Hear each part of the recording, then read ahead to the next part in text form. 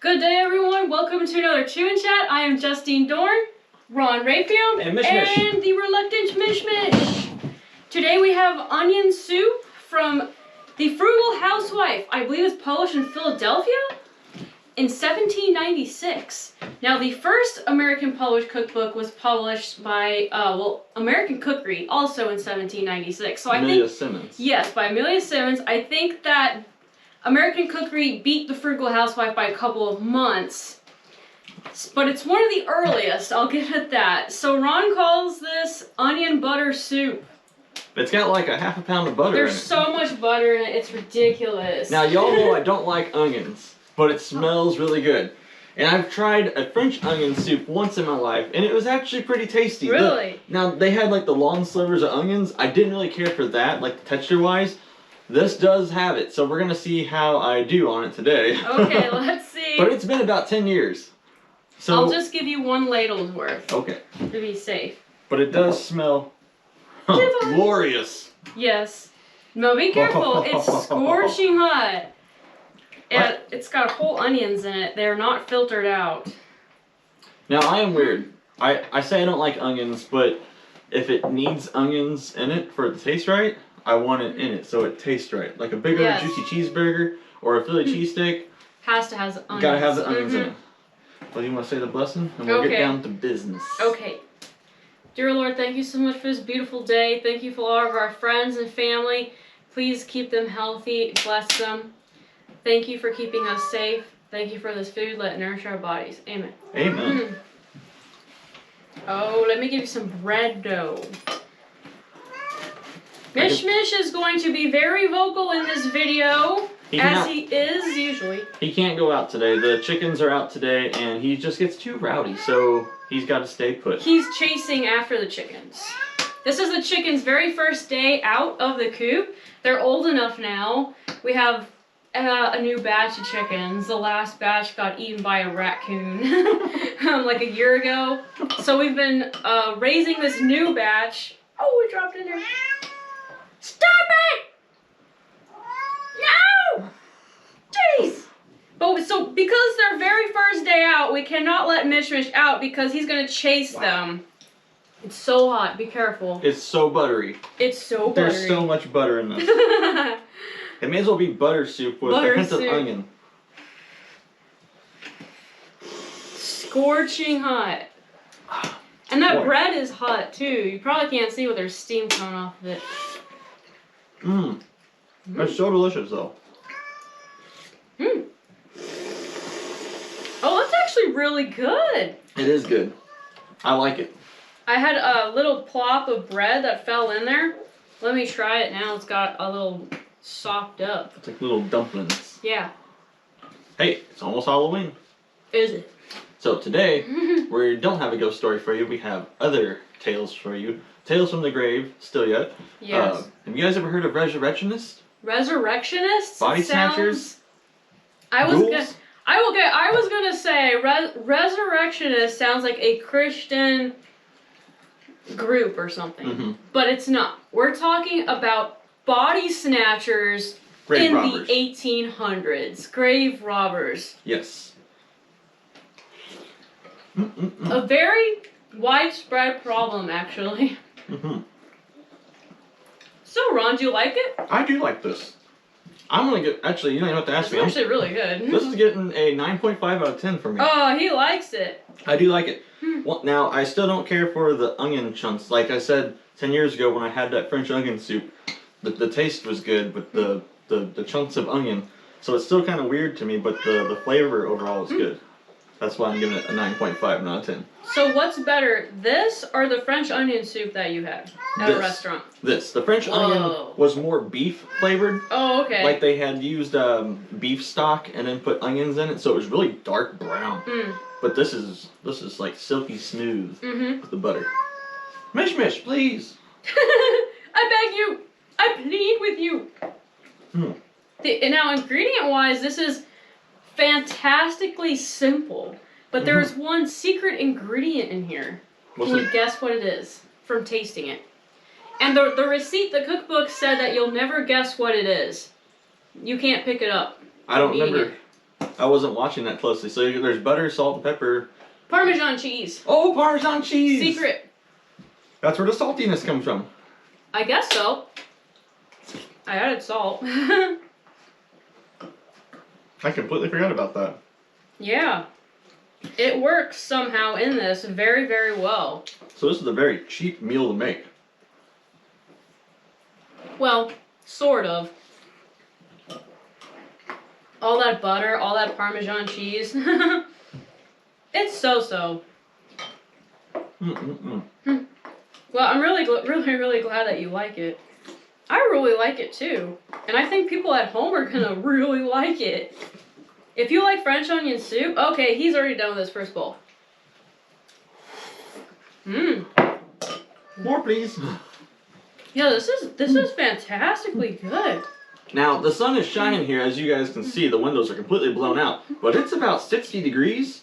If it was just a little bit colder, I love eating warm soup or stew on a cold day. So it's just cold enough for something this hot and comforting. It is very comforting. Yeah, this is... I mean, for the ingredients that are in here, this is surprisingly a very complex flavor. Yes. It's good. Excuse me. Mishmish is a serial meower. If you are new here, you might be thinking, why is that cat meowing so much? He just meows all of the time. He's a serial meower, and we actually think that's why he got dumped by his previous owner. We just found him wandering through a cornfield by the marina, and that's where they dump all the animals here in St. John. Unfortunately. And he was skin and bones when we found him. He was a rack of ribs. And we don't know why anyone would have dumped Mishmish, because he's like the best cat ever. But he meows a lot. Yes. A lot. But it also doesn't help that the chickens are right outside the door right now. I can hear them scratching. Yeah, he's like, please let me chase them. He's been killing a lot of things lately. He's been bulking up for winter. The only thing he kills is mice and lizards. He doesn't go after birds. He only goes after mice. So, why we're worried about the chickens is we don't want him to run the chickens off on their first day out of the coop, and then they don't know how to get back. Yeah, he never attacks the chickens. Like, the last batch of chickens we had, he would chase after them. He thought it was a game, but he would stop like 6 feet away from them and just turn around. But he just like spooking them. I can see the rooster in the window, Ron. Oh, wow. Oh, you guys can't see it. He's up on the woodpile. Mm-hmm. Hey, better not be pooping on that. Yeah. Now he's really up there. Wow. Let's see if he'll do it. I don't know. Hey, what are you doing? Oh my gosh, Mishmish! No! No, get off the table! Here, sit with Mr. Creepy.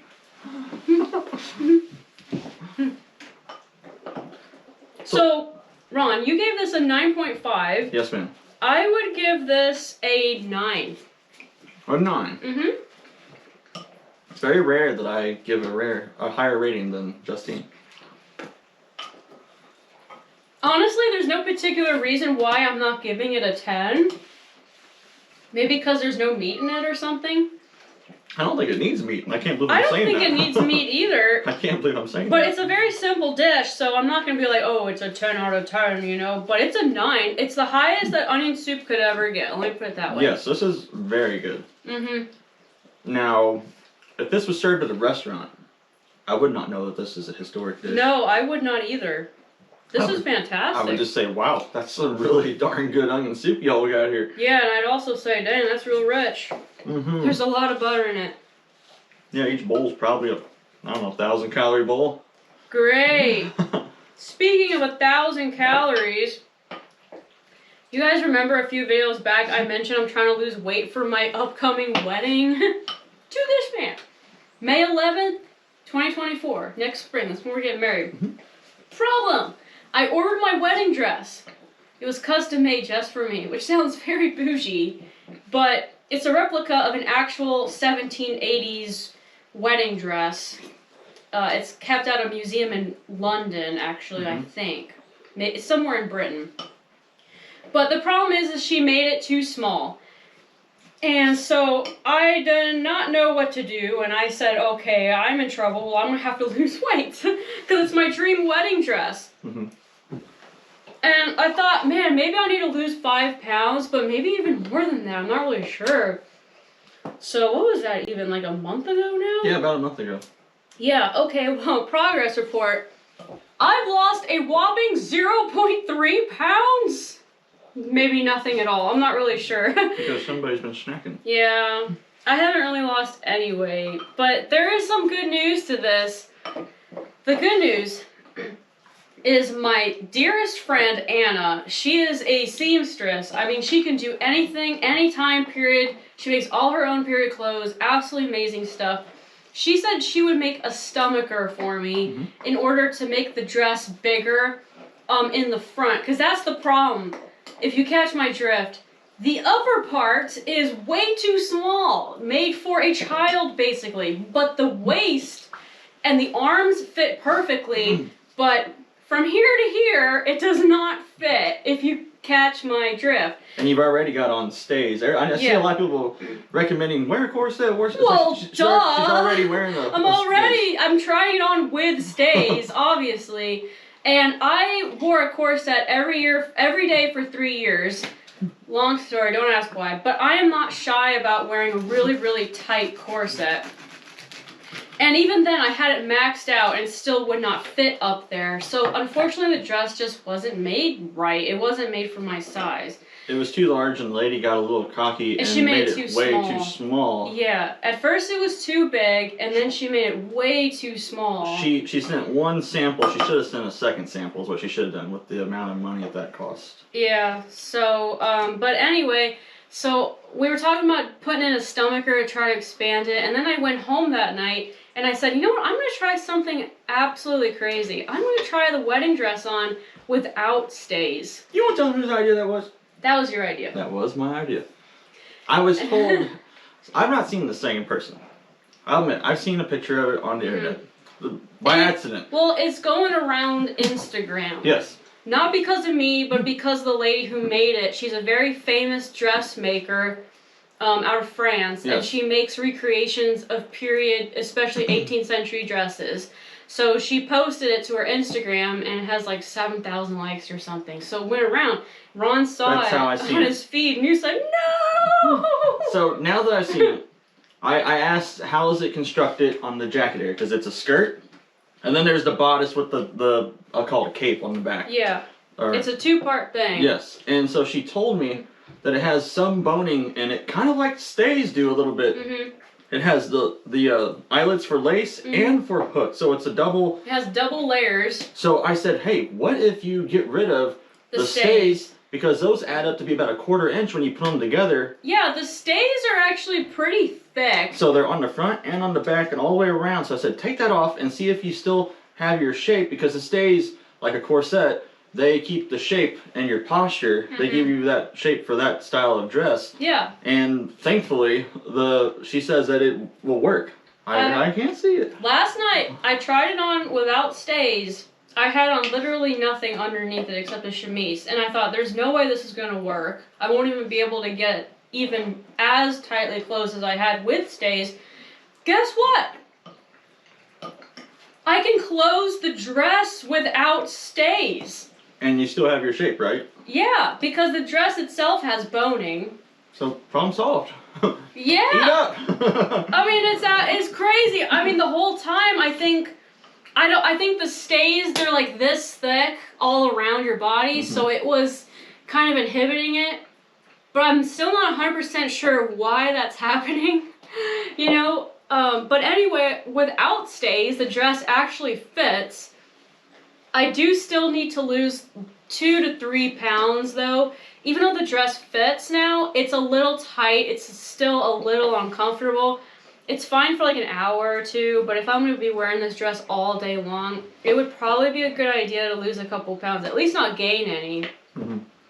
So I'm still going to try to lose a couple, but it's not an emergency like it was before, where I was like, oh man, I'm not going to be able to fit into my own wedding dress, what do I do? Now I can fit into it perfectly fine, it's just, it kind of pinches in some areas, so it might get a little uncomfortable after 8 hours, but I can deal with uncomfortable. But yeah, I'm gonna try to lose a couple pounds. but no, it's not an emergency like it was. I can't believe that not wearing stays solved the problem. I would have never guessed that. I usually have good ideas. You do have very, very good Sometimes. ideas. Hey, did you know that there was a riot in early America called the Anatomy Riot? Anatomy Riot? People rioted over dead bodies. Anatomy! More anatomy! So, the first recorded anatomy riot, if you will, happens in 1765. I believe it's in Massachusetts or Philadelphia. I forget at the moment. Wow. But the first one during the United States government happens in 1788 in New York. And how it comes about is there are these so-called, or how the story goes is there's these boys who are playing in the street and they see a doctor. He's not a doctor, he's a student of medicine. Okay. And he is playing around with body parts, doing anatomy, and so they go to get a closer look, and he's annoying this gentleman who's trying to study this body part that he's playing with. What are you talking about? In the middle of broad daylight in the street? No, like they're looking through the window. Oh, they're looking through the window. Yeah. I was like, okay, I know that some people say this was a savage time, but come on now. He was just dancing with a dead body in the middle of the street. Makes a little bit more sense. So a bunch of people were just walking by and they happened to peek in through the window. Young boys. And Okay. so they apparently were a menace to this young man who was trying to study, and he was getting quite annoyed with them. So he held up the arm of a dead person that had been cut off and To scare him? said, "This is the arm of your mother." Oh! Coincidentally, Yo mama jokes. one of the young boys that was standing out there in the yard, his mom had just died and she was just buried like maybe a week ago. Oh no. So what does he do? He runs home and tells his father. His father grabs a shovel and he goes and digs up his dead wife's grave to see if she's there. Was she? She was not. Now, they don't say they don't know if that guy actually had his mother or if somebody else came and got her. This is a huge underground what do you want to call this? Business. Business, yeah. Back in these days, it's crazy. We can't wrap our mind around it today. I really don't know how to go about this because it's such a huge subject. If you start digging down the rabbit holes of grave robbing and body snatching and resurrectionists in the 18th, 19th century, you'll go crazy. Like I have, kind of went crazy. I was up at 3 a.m. this morning researching this. Oh my. So you might think there's only 1 or 2 people back then that seriously made an occupation out of this. This was a full-time job for thousands of men to dig up graves and steal the bodies and to sell the bodies to medical schools so that they can do research on them. Now, rarely did the medical student or doctor go out there and dig up the body themselves. I'm sure somebody did it, but usually they left that to other people to do that work. They operated like gangs, like gang systems, so they would compete against each other. So, this is my turf. You can't dig up a body in my cemetery. So if Group A is a gang of grave robbers, they might leave a body on the opposing party's front door to get them in trouble. Oh man! It's a cutthroat system. They're going after these bodies every night, and there's fights over them. They're stealing them from each other. They're not even going after the jewelry because the body is actually worth quite a bit. They're getting about 5 to 10 shillings per body. Or I'm sorry, pounds. They're getting about 5 to 10 pounds per body. Yeah, over in England, we couldn't find the numbers for America. But I would assume it's close to the same. No, back then, 5 to 10 pounds per body in the early 1800s was a lot of money. Didn't we do the math to figure out how much that's worth in today's money? So the math for 5 pounds back then 1812 would be $425, and 10 pounds would be just over $700. Now, the amount of money you get is based on how fresh and good of condition the specimen is. That's so gross. I'm sure there's multiple cases where they dug in and cracked open the casket and the person was just like rotten. And I couldn't imagine the smell. You know, when you go down the road and there's like some roadkill and it stinks, could you imagine it being right in your face? But a person? Okay, so, you know what's crazy though? They didn't just take one body per night. Oh no, they took multiple bodies. Yeah, so in a single night, there's this guy over in England that in the early 1800s, 1812 I think, he actually kept a diary. Yes. I came across a diary of a grave robber. Now this ranges from 1811 to 1812. Diary of a retroresionist, and this was published in 1890 in England. I forget the guy's name, but he somehow came about as second hand, and he gave it to one of the colleges over, I think Oxford or something, and that's kind of where I got the information from the website. So it's a really good insight into the daily life of a grave robber over in England. Yes, and he's got multiple entries here, and that is this week's in history because I couldn't find anything else that interesting other than the fact that the United States government bought Alaska from Russia for $7 million. Oh, okay. That was pretty much it. So I thought, hey, let's go with this because he's got diary entries from October. Oh, okay. So the diary of a real grave robber in England from 1812. Now, I will put this up on the screen and you guys can follow along. It appears to be written in a very shorthand. Very bad shorthand style. Because it's a diary, I guess. So we have October 1812, Thursday the 15th. Went to lookout, came home, went to the play, afterward met at the White Horse. The party excepting Ben had a row with Harris. Separated me, Light and Butler went lamp. 2 ADTS, I'm assuming that means adults. 2 adults, Jack, Bill, and Mr. Hollis went to Conley. 5 adults also went to St. Joe. 4 adults on account of the boy deceiving us at Lambeth. Lost the above 4 at St. Joe's. Geo. Ben went to France. So let's dissect that a little bit. Yeah. When he puts the number of adults, that's how many people they're pulling out of the ground. Yeah, that's how, when he says 4 bodies, 4 big ones, and then like whatever, 3 small ones, that means children, and then big ones is adults. The next entry is on Friday the 16th, so this is the next day. Met and went Wygate, got 3 adults, 2 female, 1 male, that's what the 2F and 1M means. Took to Barthholme. Jack and Tom brought the cart, then he came home. The next day, Saturday, met at Barflow. I don't know what RECD would stand for. Recorded, maybe? Oh, where do you see that? Right there. That's recorded. Okay. Record 2 pounds, went to Lambeth.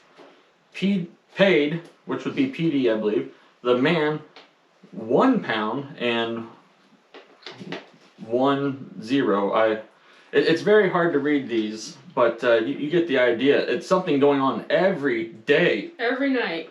And if we scroll down to the bottom down here, he's talking about getting 2 more adults and 2 more adults and one small. So the small would be a kid probably.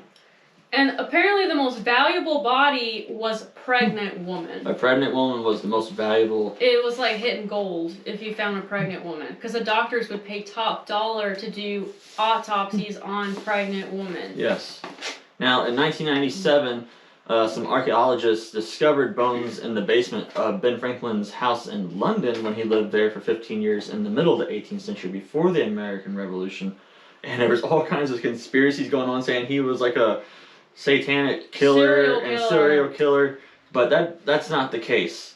The Ben Franklin had a family here in America that he left behind for 15 years, and he stayed with another woman and her daughter and took them on, kind of adopted them as his second family, I guess you will. Man, you know those commercials from back in the day where that guy said, "I'm the most interesting man in the world." Ben Franklin's the most interesting man in the world. Benjamin Franklin was the most interesting man in the world. He was also obsessed with women. Yes. I'm not surprised to hear that he had multiple lives acquaintances with women. I wonder if his main wife back home knew about this second lady. I don't know. But anyways, the family he was staying with, they had an oldest daughter named Polly. She married a man named William Hewson. William Hewson became very good friends with Ben Franklin. He was quite younger than Ben Franklin. And he was an anatomist. He was interested in how things worked, if you will. Actually, I think he discovered the shape of a red blood cell, and he is credited for that. That's very significant. That was his most significant find. And something else to do with blood clotting, something to do with the proteins in it. He discovered that and gave that a name as well. But anyways, that's where the bones came from. They investigated the bones and, was able to determine that they did not murder these people. These people were already dead because of the way the bones had been cut and stuff like that. And they didn't heal at all. Yeah, and they didn't heal. Because bones will heal if they get cut. Even if you died right then, if you were killed a certain way, they'll still start to heal themselves a little bit, but if you're dead, yeah, that ain't gonna happen for a while. Then and you cut it, it's not gonna try to heal. Yeah, so they could tell that the bodies were already dead. So Benjamin Franklin was not a serial killer, and Abraham Lincoln was not a vampire killer. But that's another topic for another day. I actually forgot to mention, back to the New York, the Anatomy Riot of 1788. It was so bad. There was 5,000 people, a mob in the street with pitchforks and smashing stuff. Mayor at the time of New York, he called up the militia. They fired on the crowd, and I think it killed about 20 people. Oh my goodness! Yes, there was about 5,000 in the mob, and he called up hundreds of the militia, and they had to fire on them because it was just getting way out of hand. You know what? I forgot to mention that earlier. So there was 20 more bodies to use. Oh yeah, the grave robbers were like score, standing in the background just watching. That's the other thing. The only thing that's legal at this time is you can take the body of a murderer who's been hanged, or if they've done suicide. Also, the note, Ben Franklin's home in London, where they found them bones at, he was like 1 block from a cemetery and like 2 blocks, or maybe 3, from the gallows. So it was kind of like an essential area. So if you killed yourself, you did not have the same legal protections over your body. I guess not. They said even people who were going to get hanged would write notes to their families saying, come claim my body once I'm dead so I don't get chopped up. They didn't like being chopped up, which I wouldn't want that either. Yeah, a lot of people wouldn't like that. So technically grave robbing was illegal unless you were a criminal that had been executed or if you had killed yourself. But you didn't have to dig them up. They would just go pick up the bodies from that, the place that had happened. That's crazy. So yeah, this job was illegal. Yes, it was very illegal and dangerous. Like I said, it was cutthroat gangs. They were in competition with each other because that's a lot of money. That's just sick. You're making like $250 to $700 per body, depending on how good it is. And you dig up like 5 a night. Every night for a week. In modern money, you would be making thousands of dollars. You'd be like a drug dealer making that kind of money. Every single time you went out to grave rob, which maybe didn't happen every night, but a couple times a week or once a week, you come home with, in modern money, $2,000. For that kind of money, you wouldn't even bother with the jewelry. Actually, it's said that a lot of times they left the jewelry, they only took the bodies, because these weren't thieves trying to make money on silver and gold. The money was with the bodies. So. Oh my goodness, that's so dirty and just. I know, it's really messed up and wrong. It is really messed up. I mean, imagine that boy from the earlier story thinking his mom had gotten dug up shortly after her death and was just being played with, so to speak. So people would hire watchmen to watch the cemeteries. They would, cast their caskets in lead or put them in a stone vault, which today we're in stone vaults in the ground, not only for sanitary reasons, but also from grave rob. People like to, put precious things in the casket with your grandparents that they might have had in their life. Maybe grandma had some rings. Real gold rings. You don't want somebody coming back and stealing that. So you put that in there and it's secure. But back then it's just pine boxes and dirt. But I do have a poem here. Now the original of this poem is quite lengthy. This poem is called A Surgeon's Warning. It's from 1796 and it was written by Robert Southey. And I have I call it a summary of it, so I'm going to read that for you guys. Okay. And my prentices will surely come and carve me bone from bone, and I who have rifled the dead man's grave shall never rest in my own. Bury me in lead when I am dead, my brethren I entreat, and see the coffin weighed I beg, lest the plumber should be a cheat. And let it be soldered closely down, strong as strong can be, I implore, and put it in a patient coffin, and I may rise no more. If they carry me off in the patient coffin, their labor will be in vain. Let the undertaker see it bought of the maker who lives at St. Martin's Lane. They burst the patent coffin first, and then cut through the lead, and they laughed out loud when they saw the shroud, because they had got at the dead. and they allowed the sexton the shroud, and they put the coffin back, and nose and knees they then did squeeze the surgeon in the sack. So they carried the sack pick aback, and they carved him bone from bone, but what became of the surgeon's soul was never to mortal known. Sorry, I'm not the best reader, and You did a good job. I'm not a poetry reader at Especially all. 18th century poetry. It's another level of difficulty. Yes! Good job, Ron. Anyways, it was kind of creepy. But that's Yeah. only about a quarter of the thing. It's really long, and if you sit there and read it, it's like, okay. This is pretty dark. He's got rhymes for 18th century. Yeah, well, it's like an 18th century goth meets rap. Yes. Gothic rap. So Just put it to some music. I thought that was interesting. But while we're on the topic of spooky stuff, don't forget this coming weekend is the Werewolf Event here in St. Genevieve at the Center for French Colonial Life is where you can get your tickets. I heard they are almost sold out. Woohoo! But I've also heard that they will be saving some in case people do show up and want to get in. You will be able to get in. So Yeah. I have talked them into raising the limits. But that's coming up on October 21st. It's a night event, so be sure to get your tickets for that. Dress warm. Dress warm. There is I believe there's free hospitality, There's- snacks and drinks like apple cider. They usually have s'mores and cider. Stuff for s'mores and cider. Also, don't forget we have a brand new address. Our new address is 328 P.O Box, St. Genevieve, Missouri. You can find that in the link or in the description box below and on the About section on both of our channels. Yes. And So if you want to write us a letter or Mhm. send us something cool you found or something haunted you found in your dusty I basement. don't want it if it's haunted. I want it. Don't bring that around Send here. that over here. I mean, okay, so a week from now we're gonna go to the P.O Box and get like a haunted Some teeth. spoon or something silly. And then the last thing I want to give you guys is an update on the house. The house is fully roofed. We've got it wrapped up like a Christmas present. Yeah. We're waiting on siding to arrive. That should be here by the 1st of November, hopefully, and then we can start putting those boards on the side of the house. I am currently working on the casement windows for the kitchen. That means windows that open like this. That's for the kitchen. The kitchen has what's called casement windows, which are the windows that open like this. There's two of them, and they open. Yep. Whereas the other windows are the sliding windows that we're going to have for the rest of the And house. we're still waiting for them to arrive. When they arrive, I'll start working on them because we are assembling them ourselves. We ordered the sashes, and we got to build the outside frames for it. frame. And so anyways, that's the only update we have on the house. Well, it's a huge update. It means the framing is done. Yeah, the framing's done. We're done with that framing. I mean, there's a couple of interior things we got to do, but the exterior framing is done. It's And done. I'm so happy. It's done. I don't so, like being up there. It's so high. Yeah. That means that the framing video, our next homestead build video, will be up sometime this week.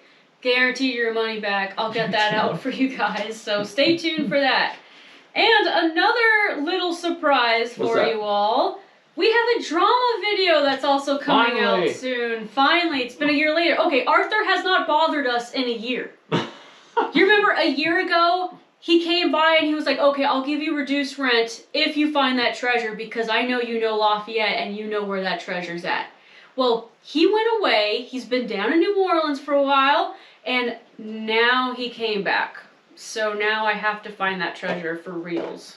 Yep, no more running from it now. No more running from it now. So the next drama video will be out soonish. Soonish, yes. Soonish. We promise. It's just been a hectic year with the house and everybody's schedules. Everybody else has crazy schedules like us, and some have crazier schedules than us. So it's really hard to get 3 people to line up when you need all 3 for a filming. You can get 2, or you can get the other 2, but you can't get, Anyway, that video's coming out soonish. So thank you for being very patient with us on that. Yes. We appreciate that. But I think we're going to hop off here now, and we'll see you guys next week. Next week, we're going to have some kind of carving contest, whether it's gourds, pumpkins, or turnips. We don't know yet. Yep. But we're going to carve something, and we're going to vote on it. Yeah, remember last year we had a pumpkin carving contest? I won, hands down. This year, it's my turn to win, hopefully. But you did win the Easter egg painting competition. I did win that. Some months later, so... Well, we're even. We're even. So this is going to be a tiebreaker right here. Mishmish has been asleep over there on Mr. Creepy the whole time. Oh, can you guys see? He's like sleeping on Mr. Creepy's lap. It's the sweetest thing. Let me move this. Maybe they can see. We don't want to disturb him too much. I know, he's finally quiet. I know. I move this and I'll zoom in. It happens once in a million years. Look at the Mishmish. Mishmish. Aww. He looks cold because there's no heat coming from that guy. He's dead. Yeah, he's dead. Well, anyways, guys, it has been a blast. We love you all. We appreciate you all. Yes. Thank you for everything. Stay healthy, stay safe, Stay alive. and we'll see you next week. Okay, see you guys next week. We love you. Take care. Bye-bye.